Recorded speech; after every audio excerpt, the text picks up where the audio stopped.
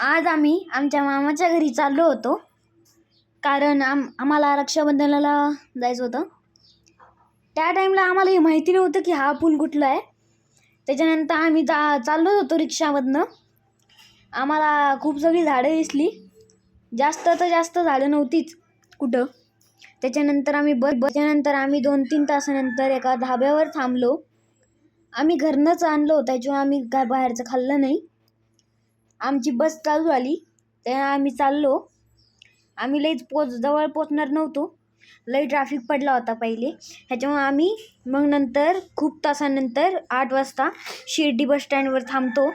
तिथं थांबल्यानंतर आम्हाला आठवतं आता कोपरगाव थोड्या अंतराच्या याच्यावर आहे.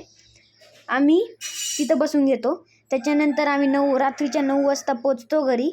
मग आई सकाळी उठून आम्ही आमच्या मंदिरात जवळ जातो. तिथले मी सगळे बेलपत्र तोडून आईला देतो, आई ती करते. त्याच्यानंतर हे बघू शकता तुम्ही, हा आमचा वस्तीचा मंदिर आहे. एका गणपतीचा आहे, एक शंकराचा आहे आणि एक हनुमानाचा होता. त्याच्यानंतर आम्ही थोड्या वेळानंतर भेंडी तोडायला आलो होतो आमच्या रानात. मग तिथं चांगल्या होत्या सगळ्या भेंड्या, पण मी आणि माझ्या मावशीनी 2-3 तोडल्या होत्या, पण माझ्या मावशीनी जास्त तोडल्या होत्या, कारण की मला ते जमतच नव्हतं. त्याच्यानंतर काहीतरी करून मी ट्राय केलं, 2-3 तोडल्या तरी पण मी.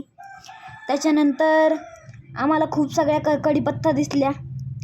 ह्या कढीपत्त्या आम्हाला पुण्यामध्येच 20 रुपये पावशेर पण नसलं भेटले. सॉरी 20 रुपयाला एक जोडी मिळते ती. त्याच्यानंतर खूप जोराचाच पाऊस चालू झाला.